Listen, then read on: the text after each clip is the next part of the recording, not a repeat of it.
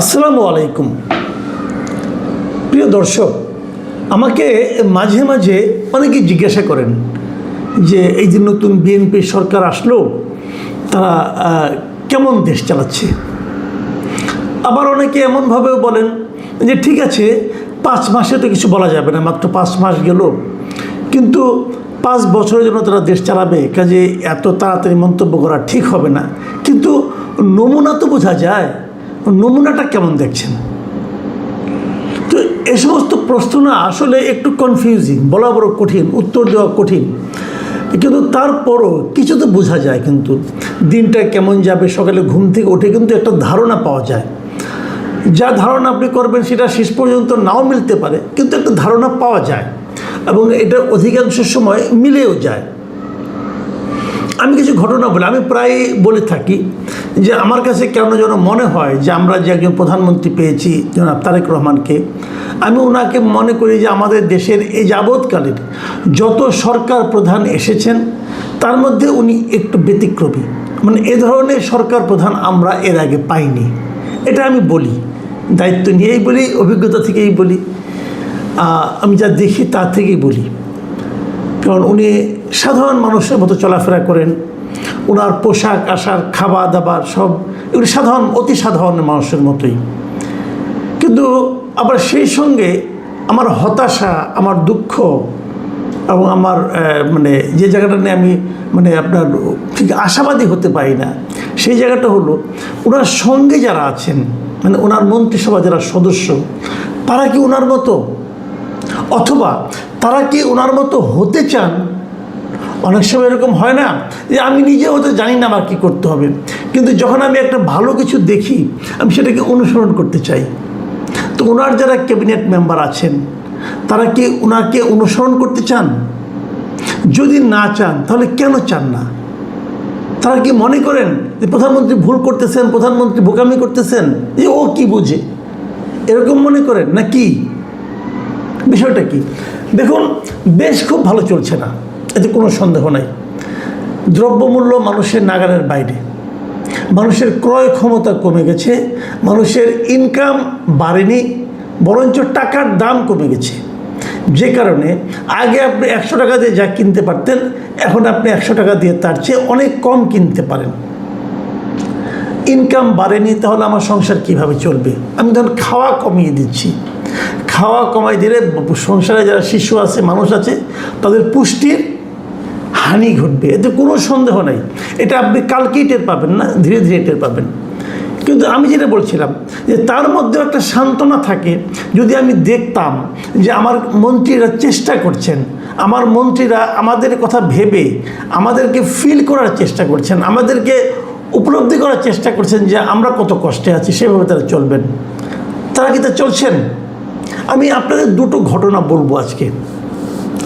একটা ঘটনা, গতকালকে একটা আদেশ জারি করা হয়েছে সরকারের পক্ষ থেকে, এবং সেই আদেশে 18 জন মন্ত্রীর চলাচলের সময় যে পুলিশের যে প্রোটোকল সেটাকে প্রত্যাহার করা হয়েছে, সরকার করেছে। এবং সেটা জানা গেছে এটা টোটালি তারেক রহমান সাহেবের, মানে মাননীয় প্রধানমন্ত্রীর ব্যক্তিগত উৎসাহ অথবা আগ্রহ অথবা ওনার নির্দেশনাতেই এটা কমানো হয়েছে। উনি বলেছেন এই প্রোটোকলগুলোর দরকার নেই। তার মানে 18, এই যে আমরা দেখি না রাস্তাতে যখন মন্ত্রী চলাচল করেন, তার সামনে পেছনে গাড়ি থাকে, অনেক গাড়ি হুইসেল বাজে বাজে যায়, এবং সেখানে পুলিশের বিভিন্ন র্যাঙ্কের বেশ কয়েকজন লোক থাকে, হ্যাঁ, এবং তাদের দায়িত্ব হলো মন্ত্রীকে ঠিকঠাক মতো তার গন্তব্যে পৌঁছে দেওয়া, এবং সারাক্ষণ তারা মন্ত্রীর সঙ্গেই থাকেন। মন্ত্রী যখন ঢাকায় থাকেন তখনও থাকেন, যখন ঢাকার বাইরে যান তখনও যান। ওনারা মন্ত্রীকে নিরাপত্তা দেন।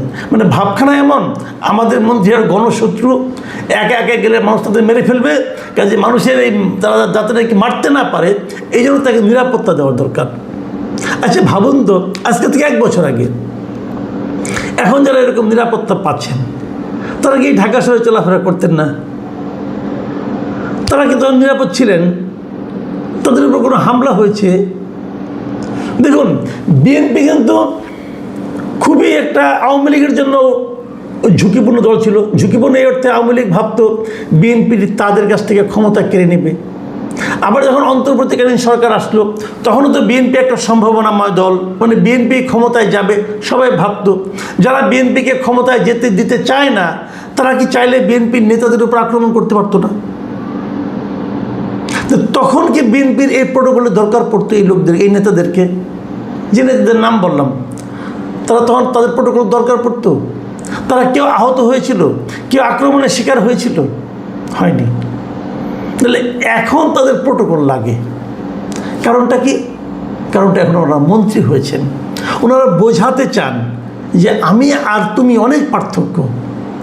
তুমি আমাকে আমার কাছেও তাকাতে পারবে না, তুমি আমাকে দূরের থেকে দেখবা, আমার চারদিকে পুলিশ থাকবে এবং তোমরা দেখবা আমি আজকে অন্য একজন গ্রহের লোক। এই যে মানসিকতা, এই মানসিকতার কারণে তাদের প্রোটোকল লাগতো। 18 জন মন্ত্রীর প্রোটোকল প্রত্যাহার করা হয়েছে, সরকার প্রধান করেছেন। সরকার প্রধান যিনি আছেন তারেক রহমান, ওনারও প্রোটোকল উনি কমিয়ে এনেছেন। ওনার প্রোটোকল আছে কিন্তু এটা কমিয়ে এনেছেন। আগে 4টা গাড়ি থাকতে এখন 2টো গাড়িতে নিয়ে আসছেন। উনি কিন্তু আরও অনেক কিছু করেছেন। আগে প্রোটোকলের ব্যাপারটা আমি সারি। তাহলে এই 18 জন মন্ত্রী বাদ হয়ে গেল, কিন্তু সব মন্ত্রী কিন্তু বাদ হলো না। তারপরেও 6 জন মন্ত্রী প্রোটোকল পাবেন এবং 6 জন মন্ত্রীর সঙ্গে একজন উপদেষ্টা, মানে যিনি জনগণের একটা ভোটও পান নাই, যিনি কোনো ভোটই পান নাই, যিনি প্রধানমন্ত্রীর বদান্যতায় উপদেষ্টা হয়েছেন, যিনি ইউনিভার্সিটির টিচার ছিলেন। এখন ওনার প্রোটোকল লাগবে। ওনাকে পুলিশ পাহারা না দিলে উনি নিরাপদ বোধ করবেন না। এই একজন উপদেষ্টা, এই 7 জন প্রোটোকল পাবেন এখন। মানে ব্যাপারটা কী দাঁড়াচ্ছে আলটিমেটলি ভাবুন। যাদের বাদ দেওয়া হয় যাদের কথা বাদ দিই, যারা পাবেন এখন এত কিছুর পরেও যারা পাবেন তারা কারা কারা আমি বলি আপনাদেরকে। এখানে হলো প্রধানমন্ত্রী তারেক রহমান সাহেব আছেন, উনি পাবেন। স্বরাষ্ট্রমন্ত্রী সালাউদ্দিন আহমেদ পাবেন। এলজিআইডি মন্ত্রী মির্জা ফখরুল ইসলাম আলমগীর, বিদ্যুৎ ও জ্বালানি মন্ত্রী ইকবাল হাসান মাহমুদ টুকু, অর্থমন্ত্রী আমির খুসরু মাহমুদ চৌধুরী, সমাজ কল্যাণ ও মহিলা ও শিশু বিষয়ক মন্ত্রী অধ্যাপক ডক্টর AZM জাহিদ হোসেন, পররাষ্ট্রমন্ত্রী ডক্টর খলিলুর রহমান এবং মন্ত্রী পদমর্যাদার পরিকল্পনা উপদেষ্টা রাশেদ আল মাহমুদ তিতুমির। তো এই কয়জন পাবেন, আর বাকি মন্ত্রীদের কোনো প্রোটোকল দেওয়া হবে না। তবে তারা যদি ঢাকার বাইরে যখন যাবেন তখন প্রোটোকল দেওয়া হবে। আচ্ছা, এই যে কমানো হলো, এটা কেন? এটা কমানো হলো এই কারণে যে সরকার ব্যয় সংকোচন করতে চায়, অতিরিক্ত ব্যয় করতে চায় না। এবং এখানে থাকলে পরে এই যে পুলিশের গাড়ির সঙ্গে সঙ্গে থাকে, এই গাড়িগুলো তো অন্য জায়গায় ইউজ করা যায়, পুলিশ তো অন্য জায়গায় ডিউটি করতে পারে। কাজেই একসঙ্গে দুটো জিনিস, একদিকে সরকারের ব্যয় কমবে, আরেকদিকে এরা এখানে যারা নিয়োজিত থাকতো তারা অন্য জায়গায় কাজ করতে পারবে। এই দুটো লক্ষ্যকে সামনে রেখে এই সিদ্ধান্ত নেওয়া হয়েছে। এখন অনেকে কিন্তু বলবেন যে 18 জন বাদ পড়লেন, আবার এই 7 জন থাকলেন কেন? এখন আমার কিন্তু কেন যেন মনে হয়, আপনারা যে নামগুলি শুনলেন এগুলি কারা? আমার মনে হয় এদের উপর প্রধানমন্ত্রীর অতটা প্রভাব নেই, অথবা প্রধানমন্ত্রী হয়তো ওনাদেরকে বলেছেন, ওনারা রাজি হননি। আমার ধারণা ভুলও হতে পারে। যদি ভুল হয় তাহলে ভালো, সেক্ষেত্রে আমার জানার আগ্রহ থাকবে যে কেন এই 7 জনকে দেওয়া হবে, বাকিদেরকে দেওয়া হবে না। এটা আমার জানার খুবই আগ্রহ থাকবে, আমি অবশ্যই জানতে চাইব। কিন্তু এদেরকে দেওয়া হচ্ছে, বাকিরা পাবেন না, ভালো এটা। আর প্রতিমন্ত্রীরা তো ঢাকায় কোনো এমনিও পান না, কাজে এটা কোনো সমস্যা নেই। এর বাইরে, এই মন্ত্রীদের বাইরে এখনও কিন্তু আরও কিছু মানুষ যা নাকি নিয়মিত ভিত্তিতে এই প্রোটোকল পান। তারা কারা? তারা হচ্ছেন প্রেসিডেন্ট পান, তারপরে স্পিকার পান, ডেপুটি স্পিকার পান, বিরোধী দলীয় নেতা পান, বিরোধী দলীয় উপনেতা পান, চিফ হুইপ পান এবং বিরোধী দলীয় চিফ হুইপ পান। তো দেখা যাক ওনাদের মধ্যে কেউ কেউ নিজে থেকে ত্যাগ করে কি না। তবে আমার সমস্যাটা, আমার যেটা অভিজ্ঞতা, সেটা হলো ত্যাগ করার মন মানসিকতা এদের কারো নাই, কেউ ত্যাগ করতে চায় না। আপনারা মনে করেন, একটা কথা মনে করে দিই আপনাদেরকে, যে প্রধানমন্ত্রী কিন্তু দায়িত্ব নেওয়ার পর ফেব্রুয়ারি মাসে উনি একটা কথা বলেছিলেন, সেটা হলো গিয়ে যে উনি নিজে কোনো ধরনের ওই যে সরকারি গাড়ি নেবেন না, সরকারি তেল নেবেন না এবং সরকারি ড্রাইভার নেবেন না। সরকারি তেল কতটুকু পায়? সরকার একটা গাড়ি দেয় পুল থেকে, আর তেল পায় হলো দিনে 18 লিটারের মতো প্রত্যেকটা লোক। তো প্রধানমন্ত্রী যে ঘোষণা দিলেন, আমি ভেবেছিলাম কি তারপর হয়তো সকল মন্ত্রীরাই বলবেন যে তারাও কেউ নেবেন না। কিন্তু খুব ইন্টারেস্টিং যে তাকে একমাত্র কৃষিমন্ত্রী ছাড়া আর কেউ তাকে ফলো করে নাই। সব মন্ত্রী কিন্তু এইগুলি নিয়েছে, গাড়িও নিয়েছে, তেলও নিয়েছে। আমার মাঝে মাঝে মনে হয় যে প্রধানমন্ত্রী এই যে বললেন যে আমি নেব না, কেন বলছিলেন?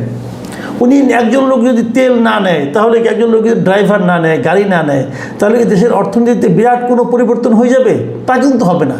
কিন্তু একটা মানসিকতা মানুষ টের পেত, মানুষ ভাবতে পারতো যে এই সরকার বলতে চাচ্ছে যে আমরা কিছু নিতে আসি নাই, বরং দিতে এসেছি। আমরা জনগণের সেবার জন্য এসেছি, জনগণের সম্পদ নিজেরা ভোগ করার জন্য আসেনি, এটা বলতে এসেছিল। এই কথাটা বলার যে মানসিকতাটা, এই যে এক্সাম্পলটা উনি ক্রিয়েট করতে চেয়েছিলেন, ওনার এই সমস্ত লোভী মন্ত্রীদের কারণে ওনার এই এক্সাম্পলটা মাঠে মারা গিয়েছিল, জাস্ট মাঠে মারা গেছে। আমি এটা নিয়ে অনেকবার কথা বলেছি, কেউ লজ্জা পায় নাই, সবাই যার যার মতো নিয়ে চলেছে। এখনও আমি মনে করি এই যে প্রধানমন্ত্রী আবার সিদ্ধান্তই দিলেন যে এদের প্রোটোকল দেওয়ার দরকার নাই, তাতে কি বাকি 7 জন প্রোটোকল ত্যাগ করবেন?